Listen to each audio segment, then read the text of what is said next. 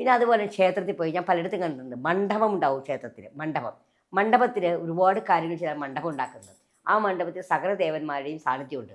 തിരുമേനിമാർ അവിടെയാണ് നമസ്കരിക്കുന്നത്. സൂര്യ നമസ്കാരമൊക്കെ ചെയ്യുന്നത് അവിടെയാണ്. ഈ മണ്ഡപത്തിൻ്റെ ചുറ്റിയാണ് എപ്പോഴും നമ്മൾ പ്രദർശനം വയ്ക്കുന്നത്.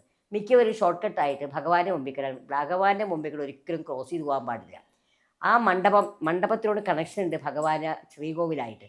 ആ മണ്ഡപം ചുറ്റിയാണ് പ്രദർശനം വയ്ക്കാവൂ. പക്ഷേ മിക്കവരും ചെയ്യുന്നത് ആ മണ്ഡപത്തിനിടയിൽ കൂടി പോകും. അത് പാപമാണ്. അതുപോലെ നമസ്കരിക്കുന്നത് മണ്ഡപത്തിൻ്റെ ഇപ്പുറത്ത് മാത്രമേ നമസ്കരിക്കാവൂ. അല്ലാതെ ശ്രീകോവിലിന് മുമ്പിൽ ഒരിക്കലും നമസ്കരിക്കരുത്. പലരും നമസ്കരിക്കാൻ കണ്ടിട്ടുണ്ട്, പക്ഷേ ഒരിക്കലും ഇതൊക്കെ ക്ഷേത്രങ്ങൾ എഴുതി വെക്കേണ്ടത് അത്യാവശ്യമാണ്. മണ്ഡപം അതായത് നമ്മൾ ഭഗവാനും മണ്ഡപം അതായത് നമസ്കാര മണ്ഡപം എന്ന് അതിനെ പറയുന്നത്. ആ മണ്ഡപത്തിൻ്റെ പിൻവശം അതായത് ഭഗവാനും മണ്ഡപം കഴിഞ്ഞ ശേഷമാണ് നമ്മൾ നമസ്കരിക്കാനായിട്ട്. അവിടെയാണ് ഭണ്ഡാരമൊക്കെ വെച്ചിട്ടുണ്ടാവുക നമസ്കരിക്കാൻ വേണ്ടത്.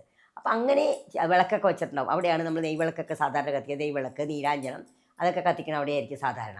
അപ്പോൾ അത് എപ്പോഴും ശ്രദ്ധിക്കണം. അതുപോലെ ശിവക്ഷേത്രത്തിൽ പോയി നന്ദി കെട്ടിപ്പിടിക്കും. നന്ദി തൊടാൻ പാടില്ല. നന്ദി പ്രാർത്ഥിച്ചുകൊണ്ടിരിക്കുന്ന ആളാണ്. നന്ദിയെ തൊടാതെ ചെവിയിൽ പറയാം. നമുക്ക് നമ്മുടെ കാര്യങ്ങൾ പറഞ്ഞാൽ നന്ദി ഭഗവാനോട് സാധിച്ചു തരുന്നതാണ് പറയണത്. നന്ദി ഒരിക്കലും തൊടാൻ പാടില്ല. നന്ദിയെ തൊട്ട് അശുദ്ധാക്കരുതെന്നാണ് പറയണത്. പക്ഷെ മിക്കവരും നന്ദിയെ തൊടുന്നുണ്ട്, തൊടാൻ പാടില്ല ശരിക്കും.